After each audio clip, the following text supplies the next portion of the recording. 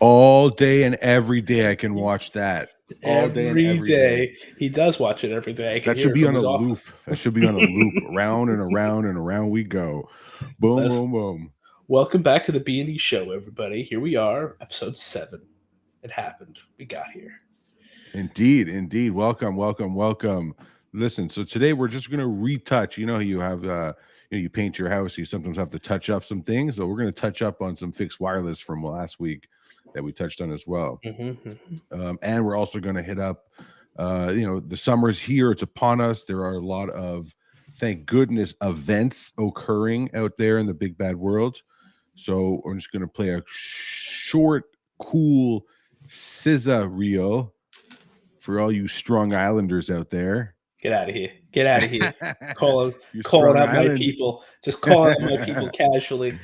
Listen, so let's just hit this up here. I'm going to show you a picture here. Do you guys see this? This slide here shows, I'm going to maximize it, right? This picture here is showing us cell towers. Let me get our pictures back in here. There we go. I like it. It's showing us cell towers, right? We've seen cell towers before, but do you think people in America know that the vast majority of cell towers are being run off of, drum roll please, where's my stream deck is being programmed. I love it. It's being run off of microwave or millimeter wave fixed wireless. Exactly. This picture you're seeing here, these arrows that are pointing in every which direction show you what fixed wireless looks like, right? So in order for a cell tower to function, to get our cell phones connected, we all have cell phones. To get our cell phones connected, these cell towers need what's called backhaul. That's the terminology that's used in the telco industry. So these microwave and millimeter wave antennas on these towers essentially is the backhaul that powers the long rectangular antennas that you see on these towers. So the round antennas are the backhaul. The vertical skinny antennas, those skinny antennas is what our phone connects to, right? So you need one to have the other. You can't just have one and not the other. What's even more interesting, and correct me if I'm wrong, Errol, I mean, you're in the field there more than I am, but is it possible that fixed wireless has been in use for more than 20 years and the general public has no idea that they've actually been using fixed wireless for so long? Of course it's possible. You see it all the time. Come on. That was a leading question. That was a leading question. I feel like I'm on the witness stand. I like it. I mean, it's true. Well, if you think about it, most people don't think about how hard it would be to get fiber to every single cell site that you need just for today to have service everywhere. Right? Exactly. You look around New York City today, you're going to see every single one. I mean, hear me out. Awesome marketing campaign idea. We put these little arrows in real life on every little antenna around New York. That way people could see every single fixed wireless dish that is currently sitting in New York. Or in every metropolitan area where it's too difficult to get fiber to the roof so that they could feed these sectors. And it's not even sometimes it's not even too difficult. Sometimes they need tertiary, they need backup, they need active infrastructure. For example, you have a cell site in Times Square, it can't go down. Right? Ever. Absolutely, it can't go down. Right? It's mission critical. But the whole takeaway here, we just want to educate people is that fixed wireless has been around for 121 years. Period. End of story. Nikola Tesla. You've seen those Tesla cars that Elon Musk developed, designed, all that cool stuff. Nikola Tesla actually also, he's the brainchild, the baby of fixed wireless by accident. Accident. Yes. But it was important to note is, so obviously, and we're going to actually hopefully have a guest on in the future who can really talk a lot of technical details on 5G. We'll get a bunch of questions from people, hopefully. do a little Q&A, see how it actually shakes out. Absolutely. Yep.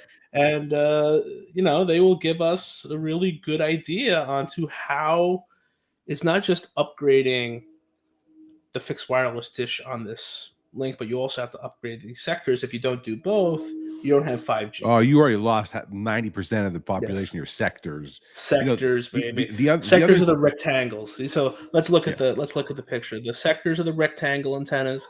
Fixed wireless are the circular ones. Exactly. And the other piece we're going to talk about is, where 4G LTE and 5G fits into the business connectivity ecosystem, right? Essentially, 4G LTE and 5G are best effort connections, right? Exactly. They're not dedicated, they're not guaranteed, and the folks that own those infrastructures, you're at their mercy essentially, right? So is it a good idea to have your business run on these types of services, even as a backup connection? I asked that question because if a business is using a 4G LTE or a 5G and hotspot, a new device, even maybe a unit that has multiple carriers inside it, what happens when their quote unquote fiber and coax go down? Every single person in that same area is going to hit that cell network. It doesn't matter if they have 4 carriers. They're going to all hit the same tower. And guess what? That same tower is going to get overloaded. And what's going to happen? What's the result? The end user is going to have packet loss, terrible performance. It's going to be a roller coaster, everything they're looking to avoid. And now, what's the solution? What is our solution? It's what we're here talking about. Fixed wireless. It's it. That's the solution. What's the point? Do you want to go have a long, drawn out hose and just start sucking air through a thin tube, or you want to go right to the pipe and get it all in there? You want to go right to the pipe. You want to go to the source. That's what fixed wireless is. That is what carriers are using. Get to the source. Use fixed wireless. Be educated. But I'm not saying those 4G LTE and 5G hotspots are not good for business. I think there definitely is a place for them. But being educated and knowing when and where to use it is first and foremost. Absolutely. Let me, we're going to jump to another subject here. We're going to talk about the events. It's getting warm outside, right? I'm sure we're going to start seeing more events in the parks, in theaters, in venues that have been shut down for many, many years. So I'm just going to play a quick scissor reel here. Let me turn this one off here.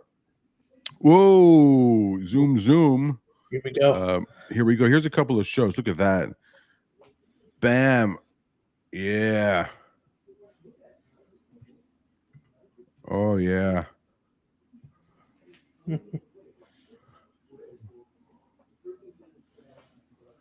So let me ask you, the events, that was a short reel. We have so many events, that we've had the privilege to work on. Events need connectivity. They need reliable internet for live streaming. They need it for back of house. They need it for front of house. They need it for guest. Let me ask you a question, Errol. Your boots on the ground. What's your favorite part about doing short-term events? And what's your least favorite part? Listen, I have no least favorite part. I love overnights. I love during the day. I love everything about events. Why? Because you get a lot done. My favorite part about events is you get you get to meet lots of cool and exciting people that work in the event industry. The lives that event people lead are fascinating and exciting. And you get to see, you get to live vicariously through them. Vicariously. Listen, yes. You love it. It's so, the events are awesome. I love the events. Go ahead. So, hey there. Something that gets brought up a lot, though, especially in people who are in the event industry, know that the people that work best in the event industry are reliable and don't need to be told to do something, right? They're already on the spot. They know to build to spec, and they're going to do it, right? Unfortunately, relying on like an LTE connection or a cellular connection is the opposite of all of those principles, right? So like It'll work maybe, it'll work sometimes, it'll work unpredictably, and you need to manage it constantly. And you got to pay by the second. Right. So these are things that don't generally fit into the it's attractive. high-end The event. pricing is attractive for production companies and users, but in the beginning, right? It's attractive when you look at it as if it was like a cell line, right? But if you're going to put your entire production studio on it, it's going to get expensive real not fast. Advantageous, and it's not only expensive, it'll fail. Like if you're going to be streaming stuff, time. Yeah, at the worst possible time, when your client's standing next to you, most likely you're going to be like, "Oh, look how much money we saved you on your internet connectivity," and they're like, "What internet connectivity? It says offline." Right. Mm-hmm. That's because you're not using natural wireless. Yep. You need a real dedicated bandwidth. That's right. That's why people use us. You know, we love getting to the events. You know, it's a shame when we get the calls to come in and save the day because someone dropped the ball or someone's network, screwed the pooch, but it happens, I'm not going to say the event exactly what it was. Let it be you. That's all that matters. Don't let it be you. Don't let it be you. I'm not going to say what event it was, but there was a massive outdoor event. Maybe was it last year or the year before? We got a call. No, it was last year. It was last year. We got a call during the show. They're like, the internet is awful. The current provider we got in is just screwing the pooch. Can you deliver service to us tonight? Not only do yes, it feels good. It does feel good to get the call, but you kind of wish that they would just work with us in the beginning so they're stress free. And this is about being educated, right? It's about knowing what tools you have and how to use them. So, I don't want to ever say you should rely if you got to do payment processing, and even if you have one device, and you need it to work, back yourself up, right? Don't rely on your cell connection. Especially if you're going to have a big call to action where everyone's going to whip out their phones and try to do something and hit your cell tower all at the same time, which has happened, will happen, and has happened. Right? We've watched it happen where you're watching, utilization on the network, and you go, "Oh, something exciting must have happened right about here." What's going on over there? Right? What is it? What is it? Something not so good. Yeah, exactly. So definitely, you gotta. That's the whole point of this show. The point of the show is to give you the tools to know A, how to advise your clients, and B, how to protect yourself. Right. So fixed wireless is a great tool to do. And remember that, let me pull that picture up. Boom. That fixed wireless has been in use for more than 30 years. And every single person in America that has a cell phone has been using fixed wireless for more than 20 years. It is not a new technology. It is tried, tested, and proven day in and day out. If I can drop my mic, I would drop my mic now. Can all of you tell that Ben has been struggling with the uphill battle of educating the populace that fixed wireless? It has been around for a long time, and it has been around for a long time. Oh, you were jarbly there. You kind of cut in, cut out. Are you at home? Awful. No, I'm currently in my office. But it's possible that I've been playing with the gain on my mic because I am wildly fantastic, successful at using audio equipment. That my training is not in audio engineering, but I will pretend like I know what I'm doing. It is a beautiful thing. Listen, Errol, it's been about 15 minutes. I'm gonna play that outro video, and I'm gonna let it play the entire time. See, we learn every episode. Every episode. All right, folks. Thanks for jumping on. And next week we should have some really cool new swag, new logos, new branding for our fantastic show here. I can't wait to share with everyone.